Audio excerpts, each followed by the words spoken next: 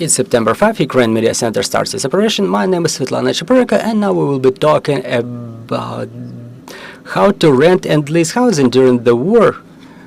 So we're about to have the presentation of the updated legal guide on renting housing by the independent analytical center called Cedos. And joining us in the studio is Verbytskyi, director at Cedos. So, Mr. Ivan, the updated legal guide, why have you decided to update it right now, and how long hasn't it been updated since its creation? Well, we've made it back in 2022, and let me tell you the story why we have done it. But first I would like to thank those who supported us. First are the authors, the lawyers, Anastasia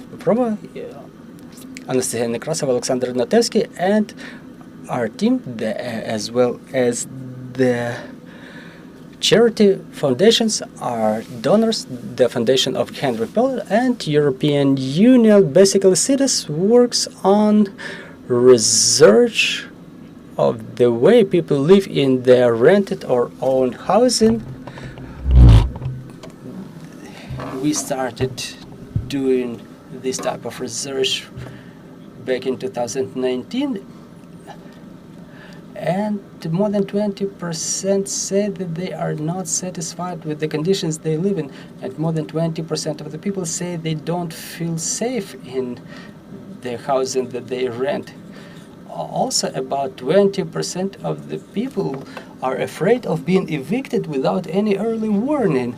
Even more people, 35%, they don't live the full-fledged life because they rent houses rather than living in their own ones. And those are the details that tell us that for the majority of the people who live in the rented housing, something doesn't work quite correctly. We would like all of the people to have worthy life in the housing that they reside at. Also, we were asking the people whether they have to refuse something due to their residence in their rented housing, and people mentioned that they cannot outfit their housing in the way that they would like to. Sometimes they cannot move out some old couches or lockers, they cannot invite their friends to make some celebrations, they cannot start romantic relationships, they cannot start families. And it all tells us that in this situation of rent and lease, something doesn't really work quite correctly, because if there is such a large fraction of people who impose restrictions on themselves due to the fact of residence in their rented housing. And another problem that we continue observing, unfortunately, is that almost 20% of the people mentioned that they are facing biases as they look for rented housing. So sometimes the leasers may refuse you because you don't work in a relevant sector, whether you are registered at the right region, whether you're of proper gender, nationality. In case you have pets, you may be refused the lease. Yeah, really, we have a lot of internally displaced persons. Exactly, and that's not quite a good situation. It's the situation that falls under the definition of discrimination, and it seems like this is something that should not have taken place, and this is something that we would like to rectify. So basically, what is the number of people affected by this problem? So back in 2022 we had a survey, and we've identified that about 76% of people live in their own housing. Meanwhile, the rest lives in the rented housing. Sometimes they live with their friends or at their friends' apartments or houses. And some people live in some communal premises If we check out the figures in Europe, in different European countries, this percentage of people living in rented housing is quite variable. In some countries, such as Switzerland or Germany, more than 50% of people live in rented housing, and the average across European Union is 31%. Meanwhile, in Ukraine, this percentage is 24. It used to be 24 before the war. So this matter is something that people are facing in Europe. That's a normal practice. It's normal to rent housing, but it's more of a matter of regulation and what are the restrictions that we're facing in case of rent. And our desire, our aspiration is to reduce the number of such restrictions. For example, when people cannot have romantic relationships, or they cannot have children, or for example, when the leaser comes without warning, violating their privacy, and it's part of their everyday lives. The problem is that everything should be working in a proper manner. Everyone should understand and adhere to their rules. We want to make sure we avoid discrimination or any other relevant phenomena. So there was a march in Kiev, the march of those renting the housing, and they went out to remind everybody that their rights should be protected too, like in those situations that I've mentioned. And in response to that, shortly thereafter, it was the beginning of the year 2022, we thought it would be good to put together a legal guide for the people who either rent or lease their house, and what are their rights and responsibilities of every party.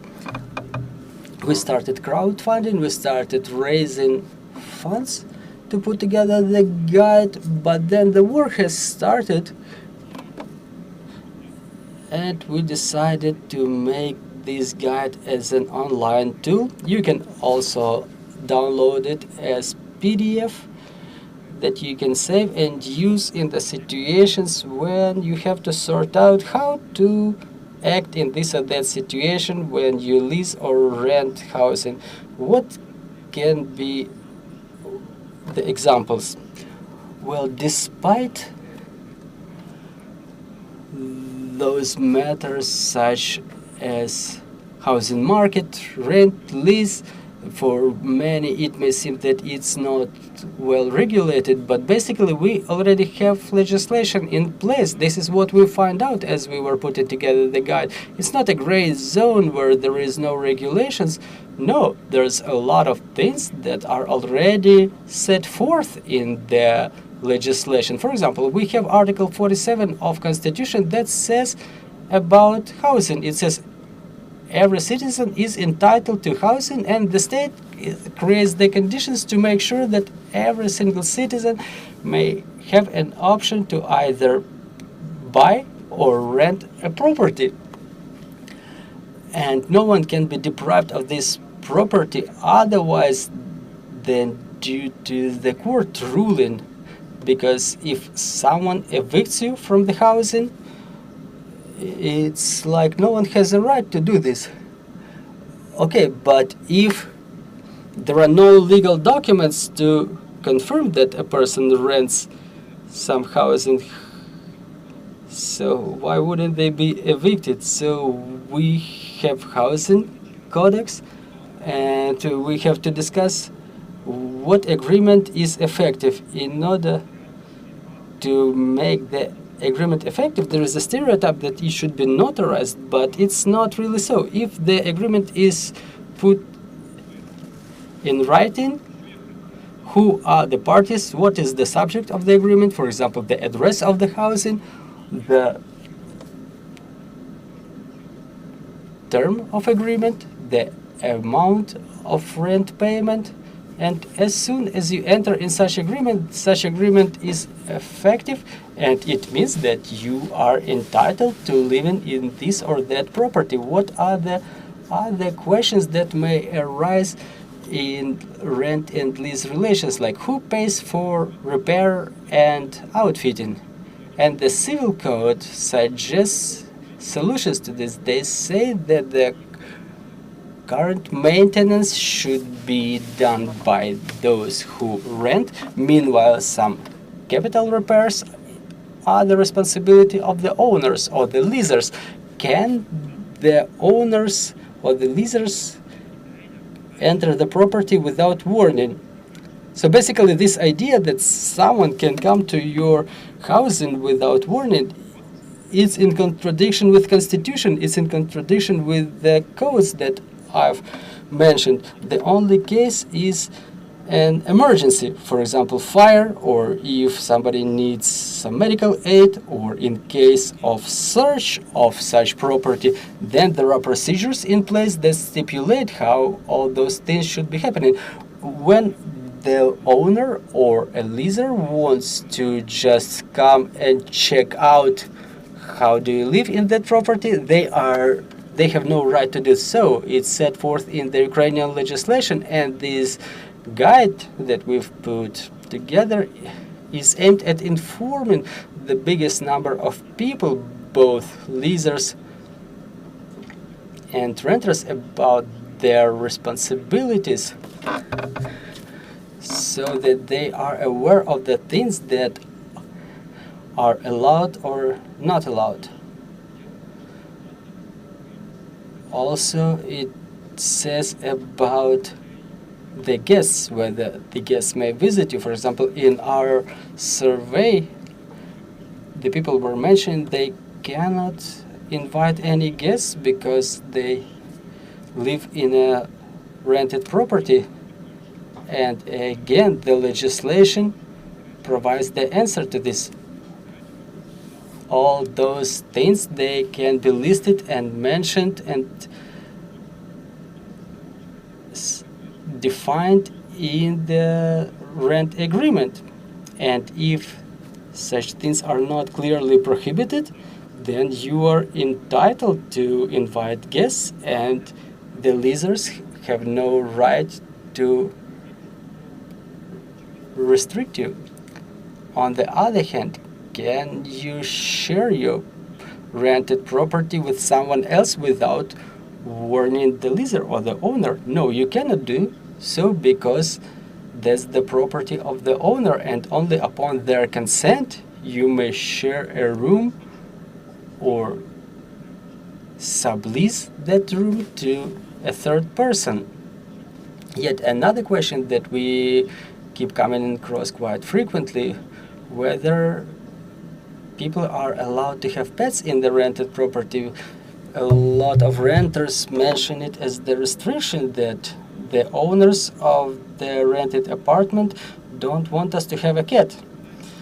And there is an answer to this that is made up of two parts. One part is that your agreement, your rent agreement, is the key document that defines all of your rights and responsibilities. And if it's strictly prohibited, then it means that you have agreed to such conditions as you were signing the agreement. And if it's not clearly prohibited, then it's upon your discretion. And a person who is the owner of the property has no legal rights to prohibit you from having a pet, like a hamster. But on the other hand, you have a responsibility not to damage any other property. And in case you do damage anything inside of the apartment, the leasers are entitled to initiate the process of restrictions or eviction. So basically what we want is to have all of the people who enter the rent and lease relations to know about their rights and responsibilities, so we avoid any conflicts in our society. Can the renters be evicted before the expiration of the rent agreement? For example, the leasers say like, come and say like, get out, I need to have my daughter or a son brought in or someone else, and there is a number of options for early termination. For example, if you agreed upon that in your rent agreement, then you may bring it to a court. For example, you may use the Article 47 of the Constitution that people may be evicted from the property only upon the court ruling. And there may be a number of conditions coming into effect. For example, if you don't pay your rent, you may be evicted, but only within 6 months. If you delay your payment for like 1 week, that's not gonna work. But if you don't pay the rent for 6 months, then your leaser may bring it to court. Or if you damage any property or destroy any property inside of your rented housing, that's yet another reason for the leaser to unilaterally terminate the agreement. So when the leaser or the owner of the apartment or members of their families need that housing for residence, but even in that case, the leaser has a responsibility to provide a 2-month notice to you, so you have time to find new housing. So basically the law contemplates the procedure of protection of your rights, or otherwise when after the notification you use the property not for residence, but for example for animal husbandry. It's in contradiction to the purpose of the property. And if you continue disturbing your neighbors in that manner or otherwise violate the conditions of the rent agreement, then again it's one of those problems. 20% of the people, they are concerned that they would be evicted without warning or notification, but the law clearly stipulates all of the procedures, how it should happen, and we would like to make sure that most of the people are aware of those rules, and we would like to make sure that that legal guide provides more people with the answers so they don't have to get concerned about this. So there are clear things: if you don't do animal husbandry in your apartment, if you don't violate the rights of the neighbors, you are not supposed to be evicted. The state has to protect your rights. So all those things, they are clearly defined and they are supposed to work. Also, we talk quite frequently about such things as income by the leaser, and that income is subject to taxation. Frequently there is a stereotype: if you pay in cash, you're not supposed to pay any taxes, or if your leaser doesn't pay taxes, then your agreement is ineffective. But it's not so. The taxes are the exclusive responsibility of the leaser. So whether they pay taxes or not, it doesn't influence your rights as a renter. Even if you pay cash, it doesn't relieve the lessee from responsibility to pay taxes. There is a number of ways to pay taxes. Lessee may pay 18% tax on the income of individuals, and if they act as private individual, then they may pay a different tax depending on their group. Payment of taxes is quite important for the state in our day and time, because 16% of the people rent property for money. So someone gets this income, and sometimes they fail to pay taxes.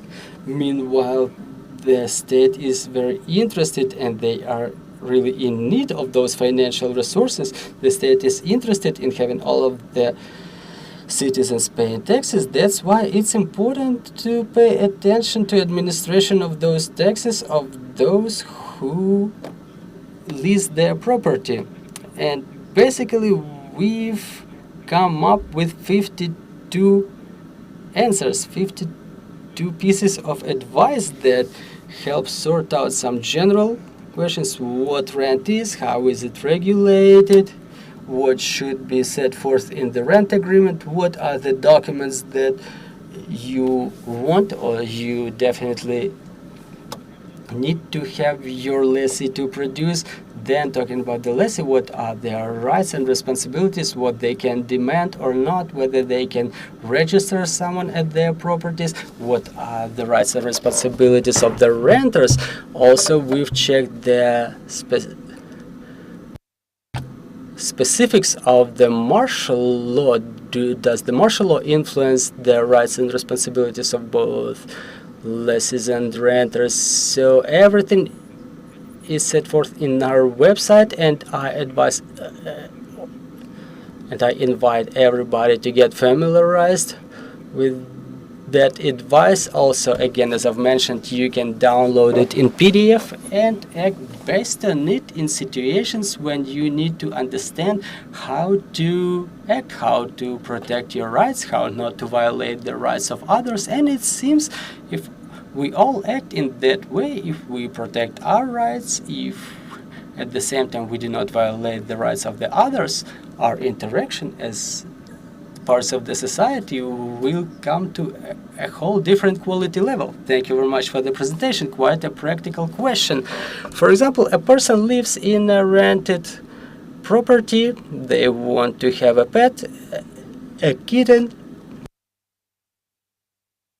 It's not set forth in the agreement, but the owner of the property doesn't want the kitten, and then there is somebody advising them, bring in the constitution, bring in your guide. Okay, like I appeal to the legislation, but the owners may also have their opinion. And they say, like, in 1 month, as is set forth in the agreement, you're evicted. Well, basically, the agreement is the agreement between two parties, which sets forth how we exercise some common or joint activity, like I rent an apartment from you, and we agree on terms and conditions of the rent. And here, if you have a right to have a kitten, and I have a right to provide a notice according to an agreement, both things are legal, so there is no violation of anybody's rights, and basically those agreements are definitive. But at the same time, what do we want? What we'd like to see in those relations? So first of all, as we enter into such agreements, both parties should understand what they need to discuss. In the very beginning, they should talk about it, whether they can invite guests, whether they can have pets. The agreement may contain other things that, for example, the parties aspire to resolve any contradictions in good faith. So the agreement is not supposed to be written in some difficult legal language. For example, it may describe the aspiration of both parties to maintain good relations. And what's important in this case? It's important that while you enter such agreements, while you enter such relations, we all should understand what are our rights and responsibilities. For example, the legislation says that we definitely cannot do this and this. Like, I cannot come at a property that I lease at 11 o'clock in the night and to check whether the residents, the renters, have any romantic relationships here, because Constitution protects them from my interventions. And no matter whether I like it or not, the state already sets some rules in the society. You cannot beat anybody in the street, you cannot rob people in the street, and in the same way you cannot come to a leased property to check out on people. So everybody should understand something is prohibited, it's not allowed, and we all should adhere to all those rules. And what I would like to emphasize is that some of those rules do not actually work. It's quite fair of you to ask about this, but honestly I'm not aware of any cases when anybody brings such cases to the court. For example, in case somebody violates my rights, we are aware of the cases when police was adequately responding to such cases. The interests of everybody, and this is exactly why we've put together this guide. This is why we aspire to talking more about what is stipulated by the law, what are the rules that already exist, because it seemed to us like, well, there are countries in Europe where such relations are properly regulated by the law, the rights of all of the parties are clearly stipulated, and it works there. Like, you can call to the police and they come and defend or protect your rights. And it seemed to us like in Ukraine we don't have such a good legislation. This is why we have such not so good situations, like 20% of the people say the conditions are not good. And we started sorting out the Ukrainian legislation, and we found out that it provides answers to the majority of the questions, and our responsibility as the citizens is to adhere to our responsibilities and rights and not to violate the rights of others. So in case all of the lessees know about their rights and responsibilities, there wouldn't have been need for us to make this guide. We put it together to make sure that all of the parties understands their rights and responsibilities, including the law enforcement. Should anything be improved in the legislation? Oh, obviously, we can set up new rules that, for example, help the state better administrate the taxes, the income tax from that rent. We may provide better description of the rights and responsibilities. We may tie the rent payment to inflation. For example, in some regions, the prices have grown drastically after the beginning of the full-scale invasion, and probably we may describe it in the legislation that in some cases the state may intervene to support some parties.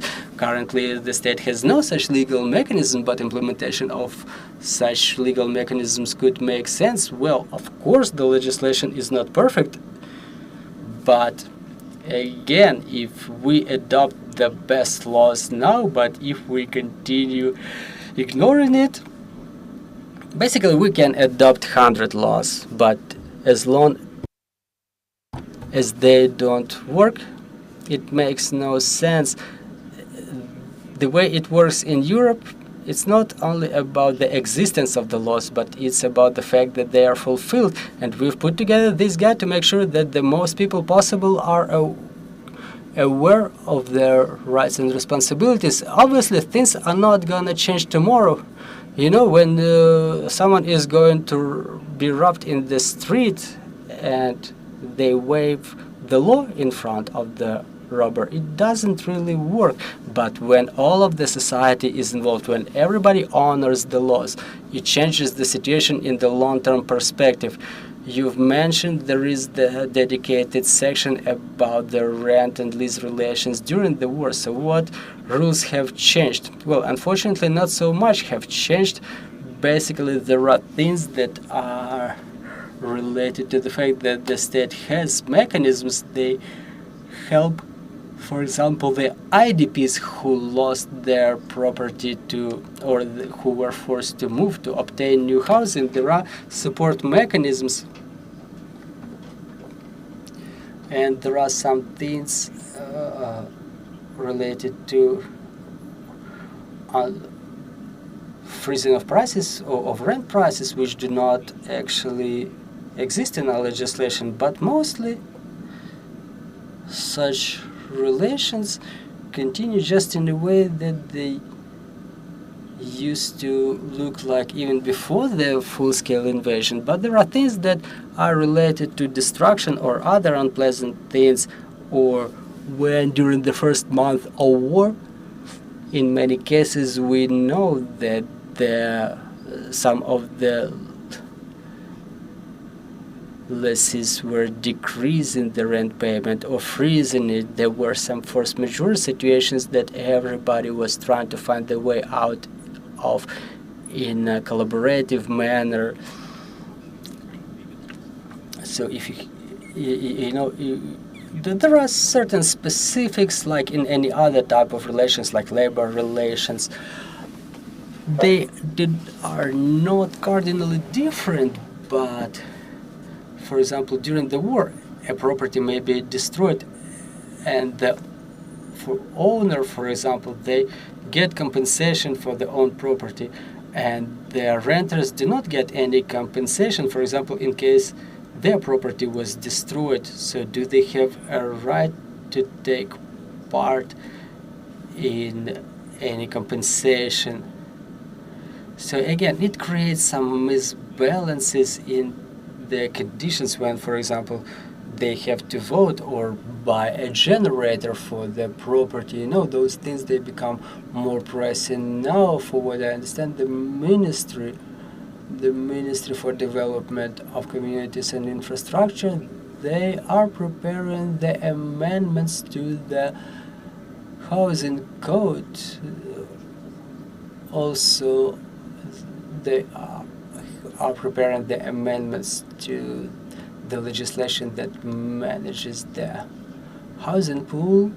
So all those amendments are aimed at normalizing and standardizing the situations that we started facing within the last 2 years. Dear guests, if we have any questions on the floor to our guests, well, in case we do not have, then the last question comes from me.